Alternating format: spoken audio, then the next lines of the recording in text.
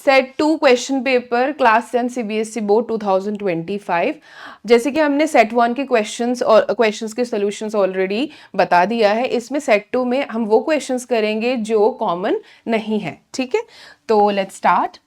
अब यहाँ पे जैसे ये क्वेश्चन आपके सेट 1 में है तो इसके लिए वीडियो आपको लिंक में मिल जाएगा। ठीक है, तो फर्स्ट क्वेश्चन आप डिटेल सॉल्यूशन वहां से आप देख सकते हैं। नेक्स्ट क्वेश्चन अगर देखें, ये हमारा नया क्वेश्चन है, नहीं ये भी आपके सेट 1 में है।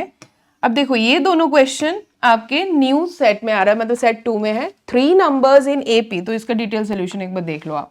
3 नंबर्स इन एपी यानी कि आप इस तरीके से लिख रहे हो a plus d is equal to 30.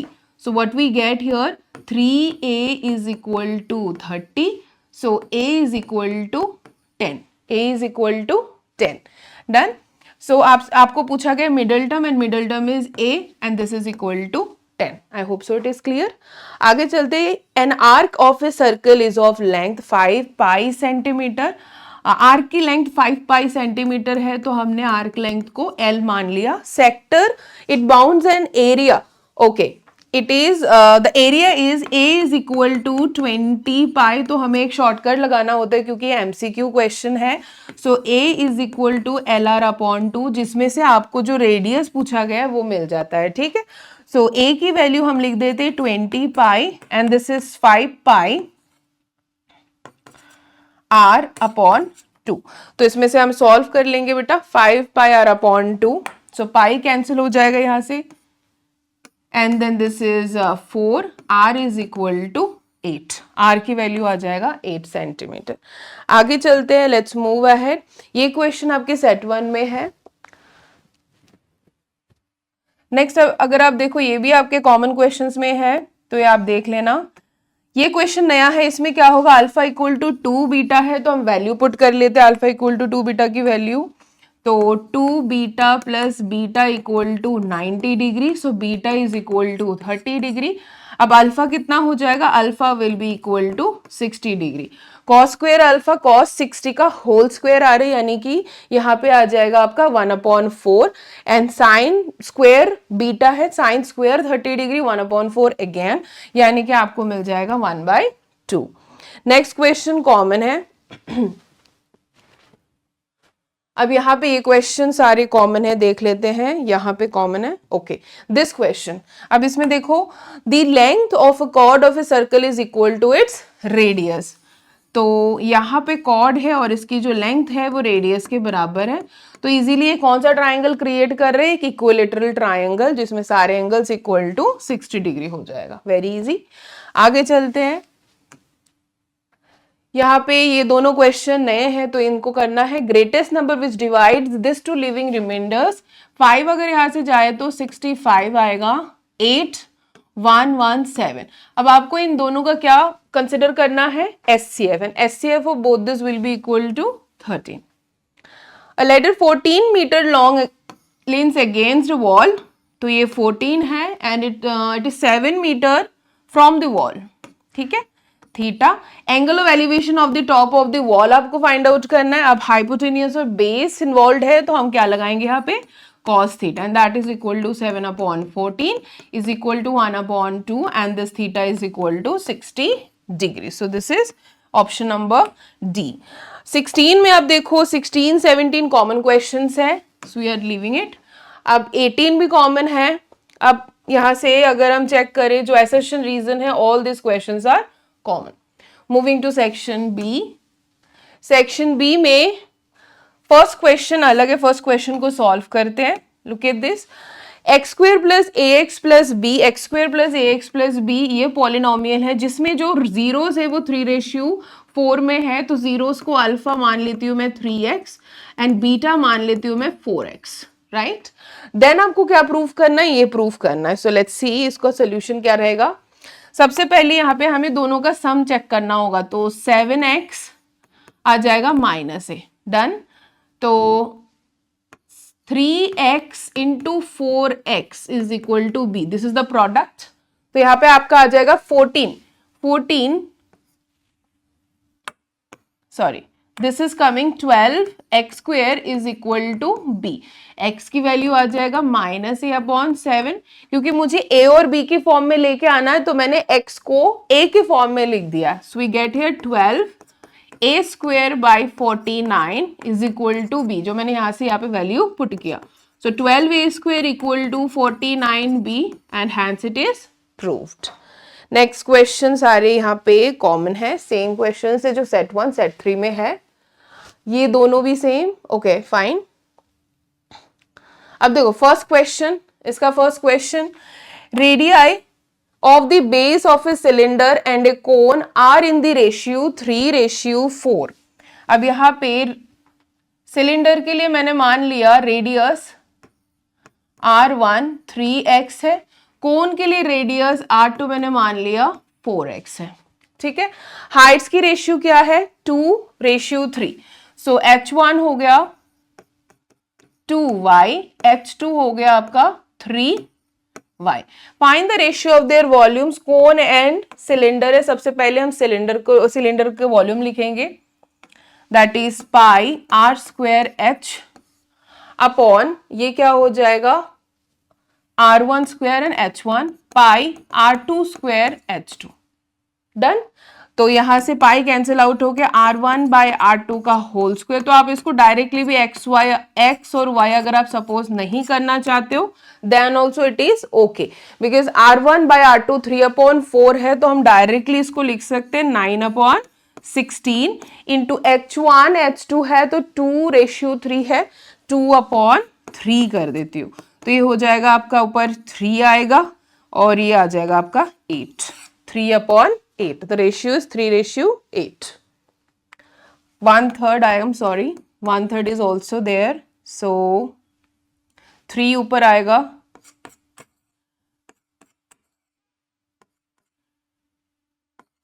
3 1/3 है, so this is coming 9:8। आगे चलते, बिकॉज ये कोन था और ये सिलेंडर है, पाई r1² h1 1/3 पाई r2² h2। अब देखिए नेक्स्ट क्वेश्चन भी अलग है, और ये क्वेश्चन क्या है, 3 sets of physics chemistry mathematics books have to be stacked in such a way that all the books are stored subject wise and the height of each stack is the same. जब ऐसा question है जिसमें subject stored भी same है और जो height of the stack है वो भी सेम होना चाहिए, that means they are asking you to find the SCF, right? SCF हम सबसे पहले फाइंड आउट करेंगे। फिजिक्स बुक्स में कितने हैं total 144, then chemistry 180 and mathematics है 192। तो एक बार हम चेक कर लेते हैं क्या आ रहा है इसमें।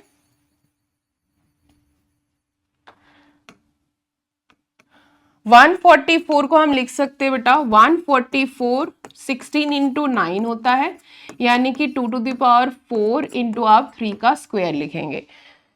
180 आप लिख सकते हो 15 इंटू 12, 3 इंटू 5 इंटू 12 है 2² इंटू 3 गिव्स यू 2² 3² इंटू 5। आप इसको फैक्टराइज अपने हिसाब से जैसे आप करते हो वैसे कर सकते हो।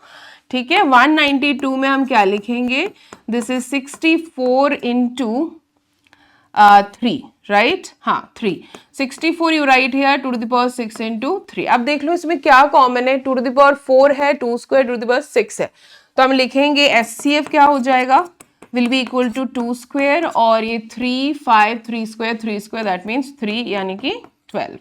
ये हो गया टोटल 12। बट आपको फाइंड क्या करना है, assuming that the number of books are same thickness, okay, determine the number of stacks। अब अलग अलग stacks फाइंड आउट करने होंगे आपको। फिजिक्स के लिए क्या रहेगा 144/12 gives you 12। सेम केमिस्ट्री के लिए क्या रहेगा 180/12 यानी कि केमिस्ट्री के लिए 15। मैथमेटिक्स क्या रहेगा 192/12 दैट इज 16। ठीक, so next questions are common, so next हम मूव करते हैं यहाँ पे। ये भी कॉमन है आपके सेट 1 सेट 3 के साथ। अब देखते हैं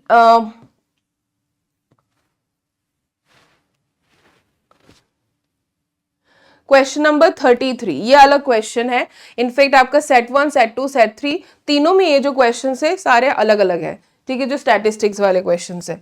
सो इसमें आप देख लो क्या पूछा गया है आपको, मीन एंड मोड। जैसे सेट 3 में भी 2 चीजें पूछी गई थी, ठीक है, इसमें भी क्या पूछा गया है, मीन एंड मोड, 2 चीजें पूछी गई है आपको, ठीक है। अब देखिए 68 कंज्यूमर्स है, तो मैंने यहाँ पे 68 टोटल कर दिया, नंबर ऑफ कंज्यूमर्स यहाँ पे आप गिनोगे तो 68 आएगा।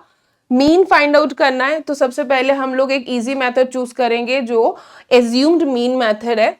सबसे पहले यहाँ पे हम लोग xi निकालेंगे, ठीक है, xi निकालेंगे। अब देखो यहाँ से कितना आता है, 175 आ जाएगा ये, ठीक है, ये हो जाता है आपका 75 और ये 95 हो जाएगा, ये 115 आएगा, ये 135 है, 155, 175 एंड 195, ये सारे मैंने xi लिख दिया हुआ है। अब देखिए जो बीच वाली वैल्यू है उसको मैं इक्वल टू a यानी कि एज्यूम कर लिया मैंने, ठीक है। अब ये जो है this is fi, now I am writing what is di which is xi minus a। xi minus a कर देते हैं तो यहां से हम देख सकते हैं this will be 60 minus 60 first, right, ये हो गया आपका minus 40, it is minus 20, then ये क्या हो जाएगा, यहां पे आ जाएगा सिंपल 0, फिर 20, 40, 60, 20, 40, 60, ये सारा आ गया। आगे चलते हैं, यहां से नेक्स्ट स्टेप में आपको क्या लिखना होता है, fi di, नेक्स्ट स्टेप में हमें लिखना होता है fi di। fi di देखो 4 minus 240 and this is minus 200 minus 260, this is 0, 280, okay, 320, 240, done. बस अभी हमें क्या चाहिए होंगे, fi समेशन fi di। इस मेथड में क्या आसान रहता है, कैलकुलेशन, एंड वाला कैलकुलेशन। अब देखो यहां से कुछ हट रहा है, क्या हट रहा है, ये जो ये दोनों हमें कैलकुलेट करने की जरूरत नहीं, इन दोनों को ऐड कर देती हूँ मैं, 600 आ रहा है, ठीक है ना, ये दोनों को ऐड करके 600, और ये 460 में माइनस कर देती हूँ 0, 4, ये आएगा 5, तो 140 आ रहा है, राइट, 140, और वो 140 पॉजिटिव होगा नेगेटिव, पॉजिटिव आ रहा है, ठीक है। मूविंग अहेड, नेक्स्ट स्टेप हमारा क्या रहेगा, नेक्स्ट स्टेप में समेशन fi, ये आपको गिवन है 68, ओके। सो मीन लिखते हैं, मीन आ जाएगा आपका, mean will be equal to 135 plus summation fi di 140 upon आ गया 68, तो इसको हमने कैलकुलेट कर लेना है, ठीक है। वैसे यहाँ पे कितना आ रहा है अगर हम चेक करें तो यहां से 4, ठीक है। मूविंग अहेड, मोड, ऑलमोस्ट इसमें वैल्यू आएगा आपका 135, 138 पॉइंट समथिंग आएगा, ठीक है।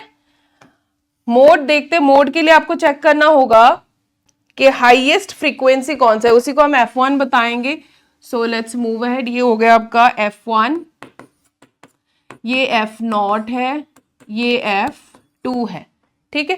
फॉर्मूला लिखेंगे, ये हो गया L, so what we get, L plus f1 minus f0 upon 2f1 minus f0 minus f2 into h। इसमें हम वैल्यू पुट कर देंगे, डायरेक्ट है, सो L की वैल्यू 125, f1 हो गया 20 माइनस f0 है 13, ये 40 है, minus what will get here, f0 13 minus 14 into h is equal to what everybody, h is equal to 20। So इस तरीके से हम इसको कैलकुलेट कर लेंगे। Moving to the next one, ये आपकी सेट 1 सेट 3 में सेम है। अब इस क्वेश्चन में चलते हैं, 35, a 2-digit number is such that the product of its digits is 12। तो हमने 2-digit number क्या मान लिया हुआ है, 2-digit number is xy और इसके जो प्रोडक्ट है x इंटू वाई, डिजिट्स का प्रोडक्ट है 12, ठीक है, प्रोडक्ट डिजिट का 12। When 36 is added to the number, यानी कि अगर मैं एक्स वाई के साथ 36 को ऐड करूं तो क्या हो जाएगा, डिजिट्स गेट इंटरचेंज्ड, तो हम लिखेंगे वाई एक्स बार। तो अब इसको कैसे लिखते हैं, 10x plus y plus 36 minus 10y minus x equal to 0। मैंने सारा एक साइड में ट्रांसपोज कर दिया है। तो यहां से आपको क्या मिलेगा, you get 9x minus 9y equal to minus 36, यानी कि x minus y equal to -4। अब हम क्या करेंगे, पुट कर देंगे वैल्यू पहली इक्वेशन में वैल्यू पुट करेंगे। We get here y is equal to x plus 4, जो हमने इस इक्वेशन में सब्सटीट्यूट कर देना है। तो वैल्यू आपको मिल जाएगा x into x plus 4 equal to 12 plus 4x minus 12 equal to 0। अब इसको बहुत आसान है, आप क्या करेंगे, 12 के लिए क्या यूज करेंगे हम, 6 and 2। सो यहां से आ जाएगा आपका x plus 6 x minus 2 equal to 0, right. तो x की वैल्यू ऑब्वियसली हमने पॉजिटिव वैल्यू ले लेना है, x हो गया 2, देन y हो जाएगा 6, सो नंबर इज 26, जिसके साथ अगर आप 36 को ऐड करो तो वो 62 बन जाएगा, राइट। मूव करते नेक्स्ट क्वेश्चन में, इसमें क्या है, a student scored a total of 32 marks in class tests in mathematics and science। तो मैथमेटिक्स में हम मान लेते हैं कि x मिला था उसको, बच्चे को x मिला है मैथमेटिक्स में, और y मार्क्स मिला है उसको साइंस में। Had he scored 20 marks less in science, अगर 20 मार्क्स साइंस में, 2 मार्क्स साइंस में कम होता, and 4 marks more in mathematics, the product of his marks would have been 253। तो आपको सबसे पहले इसको कैलकुलेट करना पड़ेगा। कैलकुलेशन लगाने से पहले आप ये देख लो, यहां पे आपको एक रिलेशन भी मिल रहा है कि x प्लस वाई तो 32 है, राइट। तो हम y की वैल्यू लिखेंगे 32 माइनस एक्स माइनस 2, और ये x प्लस 4 इक्वल टू 253। अब देखिए यहाँ पे क्या आएगा, वैल्यू पहले हम देख लेते हैं, 30 माइनस एक्स प्लस 4 253, इसको हम सॉल्व करेंगे। 30x 120 minus x square minus 4x minus 253 equal to 0। What we get final, यहां से आएगा आपका एक्स स्क्वायर, अगर मैं उस साइड में ले जाऊं तो ये हो गया 30 माइनस 4x मतलब माइनस 26x हो जाएगा। अब ये इस साइड में आ जाएगा, that will be plus 133, correct, 120 plus 133 exactly. अब देखिए 133 is not a prime number, इसको नंबर को देखते आपको थोड़ा सा टाइम इसमें देना पड़ेगा कि इस नंबर का हम प्राइम फैक्टराइजेशन कैसे करें। तो ऐसे केस में आपको 7, 11, 19 इस टाइप के नंबर्स चेक करने होते हैं। तो अब देखो ये जो है दैट विल बी 19 इंटू 7, जिसको ऐड करने पे 26 भी आ रहा है। तो मुझे क्या मिलेगा यहाँ पे, x minus 19 x minus 7 equal to 0। तो x की वैल्यू 19 या फिर x की वैल्यू 7, सेम y की वैल्यू उस तरीके से चेंज होगा, ठीक है। दोनों चीजें आपने फाइंड आउट करने के लिखना है। आगे चलते, यहाँ पे देखो जो केस स्टडीज है सारे यहाँ पे सेम है जो आपके सेट 1 सेट 3 में है। तो same for case study 2, same for case study 3, सारे क्वेश्चंस जो है सेम है यहाँ पे जो सेट 1 एंड सेट 3 में है। Thank you.